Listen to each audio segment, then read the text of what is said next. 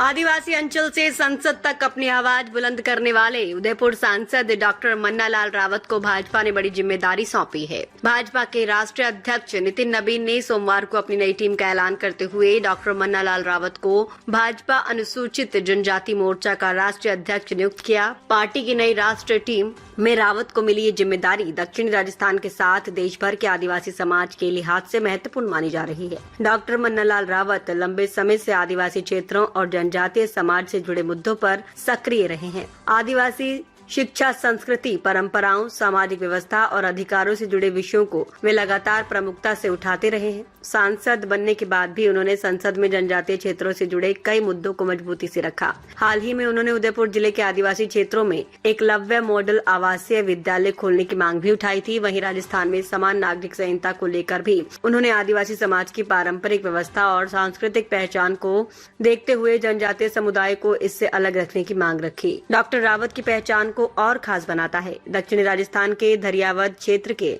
चिकलाड़ गांव के रहने वाले रावत ने कठिन परिस्थितियों में शिक्षा हासिल की। उन्होंने बीएससी एमए के बाद मोहनलाल सुखाड़िया विश्वविद्यालय से वर्ष 2014 में पीएचडी की। जनजातीय विषयों पर उनके अकादमिक अध्ययन ने भी उन्हें आदिवासी समाज से जुड़े मुद्दों की गहरी समझ दी। राजनीति में आने से पहले डॉक्टर रावत राजस्थान सरकार के परिवहन विभाग में सेवाएं दे चुके हैं और अपर परिवहन आयुक्त के पद से सेवानिवृत्त हुए। सरकारी सेवा के साथ ही उनका आदिवासी क्षेत्रों और सामाजिक संगठनों से जुड़ाव बना रहा। वे आदिवासी अंचलों में चिंतन शिविरों और सामाजिक गतिविधियों से भी जुड़े रहे हैं। 2024 के लोकसभा चुनाव में भाजपा ने उन्हें उदयपुर एसटी सीट से प्रत्याशी बनाया। रावत ने कांग्रेस के ताराचंद मीणा को 2,61,000 से अधिक मतों के अंतर से हराकर पहली बार लोकसभा में प्रवेश किया। सांसद बनने के बाद उनकी संसदीय सक्रियता लगातार बनी रही। लोकसभा में शपथ के दौरान संस्कृत में शपथ लेकर भी वे चर्चा में आए। अब भाजपा ने उनके अनुभव, आदिवासी समाज के बीच पकड़ और जनजातीय मुद्दों पर सक्रियता को देखते हुए उन्हें राष्ट्रीय स्तर की जिम्मेदारी दी है।